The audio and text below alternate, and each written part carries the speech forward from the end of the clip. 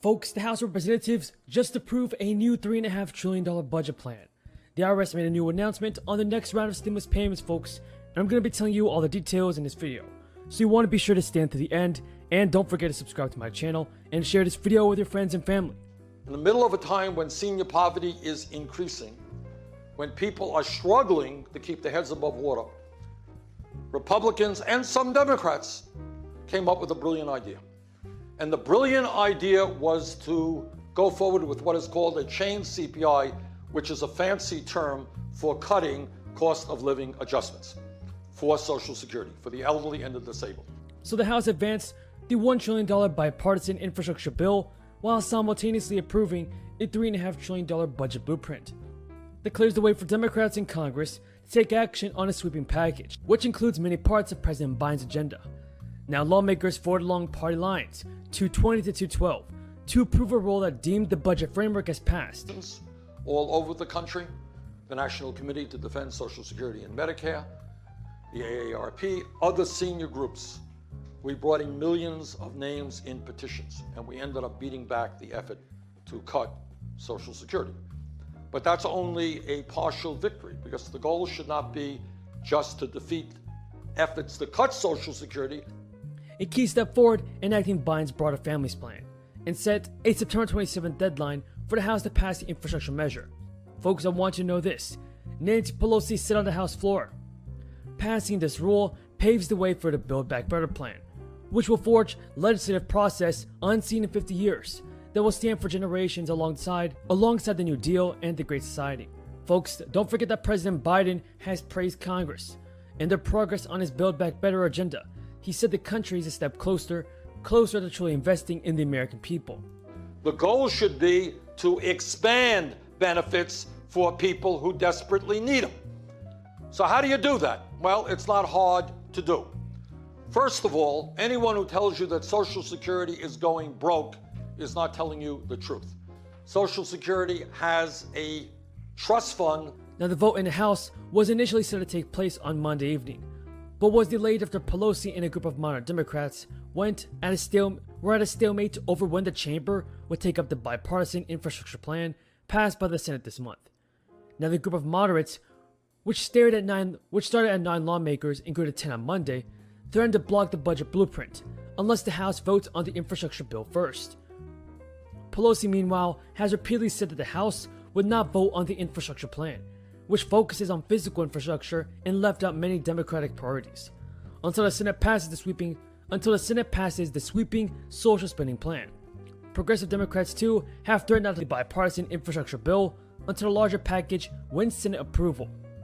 And soon after the vote on Tuesday, the Congressional Progressive Caucus reiterated their position, saying that members will only vote for the infrastructure bill after the reconciliation bill is passed. Now, Democrats are using a process called budget reconciliation to approve the larger spending package, which includes Biden's plan for child and elder care, an expansion of Medicare, and universal pre-K.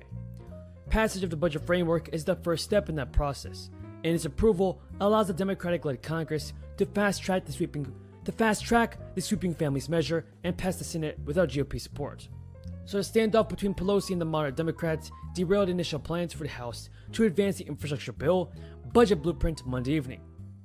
Now the logjam broke on Tuesday as the House convened to pass the procedural measure, tying approval of the budget framework with the commitment of the chamber to vote on the infrastructure bill by September 27th, as well as advancing the voting rights bill. What do you think about this, everybody? What are your thoughts on this, folks? What are your thoughts on the new infrastructure bill and President Biden's work on stimulus? Do you approve it or do you not? Tell me what you think in the comments below. So at this point, we're at the halfway mark in the federal government's distribution of a 6-check series of child tax credit payments. The payments being new stimulus checks and stem from the $1.9 trillion relief legislation that Congress passed. Now we're a little more than 3 weeks out from the third child tax credit being sent out by the IRS, and that's scheduled to happen on September 15th. These checks, remember, are one half of an advance payment of the temporarily expanded child tax credit, with the second half of the total amount scheduled to come next year as a normal tax credit. Meanwhile, the IRS over the weekend shared an important update that child tax credit payment recipients might want to take note of. The IRS website involves an update to the online child tax credit portal, an update that those of you who are receiving these payments as paper checks must know. The website notes that the IRS has launched a new feature allowing any family receiving the CTC payments to quickly and easily update their mailing address using the child tax credit update portal. Of $2.7 trillion can pay out every benefit owed to every eligible American for the next 19 years. Okay? Now, 19 years means that we're not in a crisis, but it does mean that we should act as soon as possible. What do we do? What's the solution? Who tells me? It's Kamala Harris standing behind Joe Biden when he made his speech, when he made his State of the Union, his message to a joint session of Congress. But of course it was exciting, and all the pride we take in Vice President Harris, that's for sure. But what was really important was the speech he made. It wasn't about women standing behind him. It was what we were doing for women going forward. And he made a speech that is our fight right now, and as Carmen said, where women have made the difference in supporting a Build Back Better agenda. Build Back Better for women.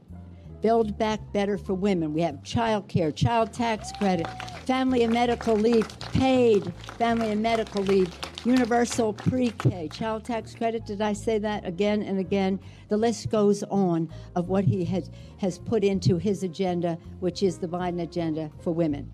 And this is where women make a difference. We wouldn't have such an aggressive agenda. Rosa DeLauro has been working on these issues for 2 decades at least, and some of the other initiatives. We would have expanded benefits for Medicare, expanded subsidies for Affordable Care Act. We will have more benefits, dental, visual, and hearing for people on Medicare. This is all about empowering women so that their families are cared for, that their children are cared for, so that we can have women in the workplace making the difference. Children learning, families earning, parents earning, that's our motto in all of this. So all of this is connected to the vote. Think of the courage it took for the suffragists to reach that goal. It took decades. It took decades. We stand on their shoulders. But as Terry Sewell told us the other day in the debate on the floor, one of the women, 100 and something years old, who came to State of the Union address of President Obama,